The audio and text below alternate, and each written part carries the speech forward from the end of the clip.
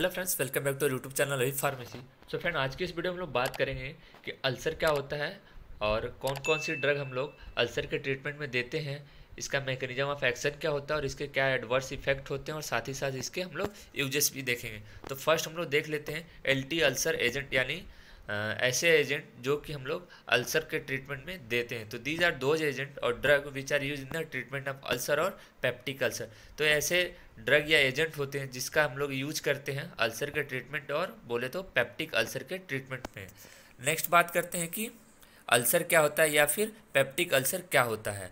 तो peptic ulcer are open sores that develop in the inside lining of the oesophagus, stomach, upper portion of the small intestine. तो peptic ulcer basically होता क्या है, open source होते हैं, यानी घाव होते हैं जो कि हमारे एसोफेगस में हो सकते हैं, हमारे स्टमक में हो सकते हैं, या फिर जो हमारा स्मॉल इंटेस्टाइन का अपर पोर्शन है वहाँ पे हो सकते हैं। बेसिकली अल्सर आप बोल सकते हो कि एक तरह का घाव हो जाता है हमारे एसोफेगस में, स्टमक में, या फिर जो स्मॉल इंटेस्टाइन का अपर पोर्शन है उसमें। ये होता क्यों है? It is due to an imbalance between aggressive and defensive factor. तो जो हमारे बॉडी में एग्रेसिव फैक्टर होते हैं और डिफेंसिव फैक्टर होते हैं, इनमें जब इम्बैलेंस यानी डिस्टर्बेंस आता है तो इसकी वजह से हमें अल्सर हो सकता है।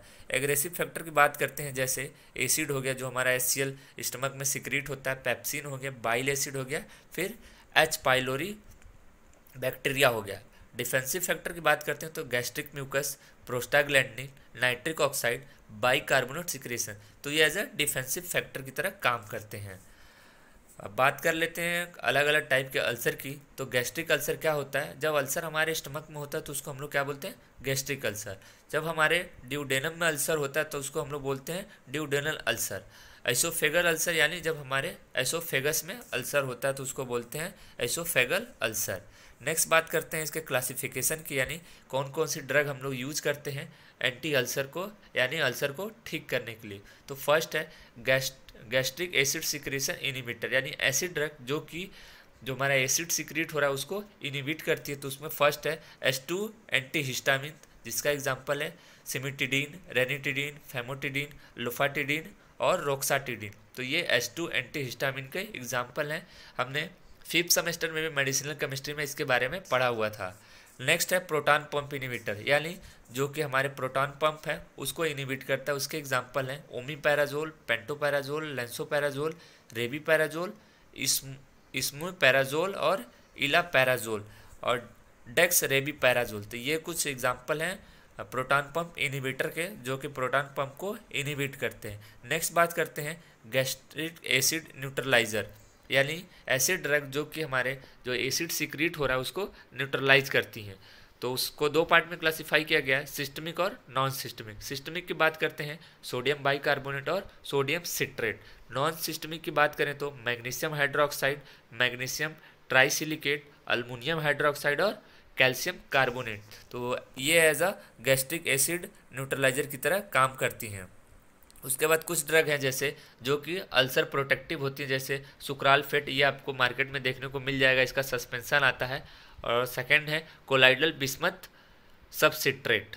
और उसके बाद एक अलग कैटेगरी है जो कि एंटी H पाइलोरी ड्रग होती है, जो कि जो हमारा H पाइलोरी बैक्टीरिया होता है उसके अगेंस्ट काम करती है। एग्जाम्पल है एमोक्सिसिलिन, क्लेरिथ्रोमाइसिन, टिंडाजोल और मेट्रोनाइडाजोल। तो ये कुछ ड्रग हैं जो कि हम लोग एंटी अल्सर में यूज करते हैं। एक और ड्रग है प्रोस्टाग्लैंडिन एनालॉग, जिसका एग्जांपल है मिसोप्रोस्टॉल। इसका यूज हम लोग एंटी अल्सर की तरह भी करते हैं, और या फिर हम लोग प्रेगनेंसी के टाइम पे भी इसका यूज करते हैं, जो कि कॉन्ट्रैक्शन में हेल्प करता है।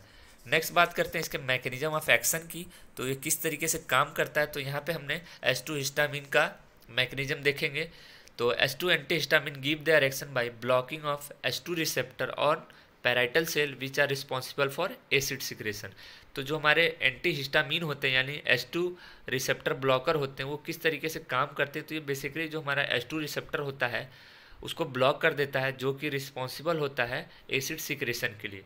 It is very effective in inhibiting acid secretion. ये काफ़ी ज़्यादा इफेक्टिव होता है एसिड सिक्रेशन को इनिबिट करने के लिए। नेक्स्ट बात करते हैं इसके यूजेस की। तो healing of duodenal and gastric ulcer, इसका इस्तेमाल हम लोग जो हमारा ड्यूडेनल अल्सर है या फिर गैस्ट्रिक अल्सर है उसको हील करने में हेल्प करता है। रिड्यूस गैस्ट्रिक एसिड सिक्रीशन, हमारा जो एसिड का सिक्रीशन जब ज़्यादा होता है तो उसको भी रिड्यूस करने में हेल्प करता है। थर्ड है use for long term treatment of GI hypersecretory condition, इसका इस्तेमाल हम लोग लॉन्ग टर्म के लिए भी करते हैं जीआई हाइपर सिक्रीशन के केस में।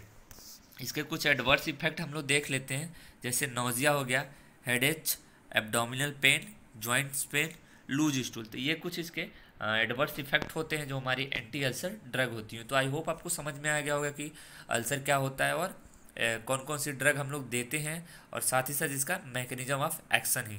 तो वीडियो अच्छी लगे तो वीडियो को लाइक कीजिएगा और ऐसी वीडियो के लिए चैनल को सब्सक्राइब कर लीजिएगा।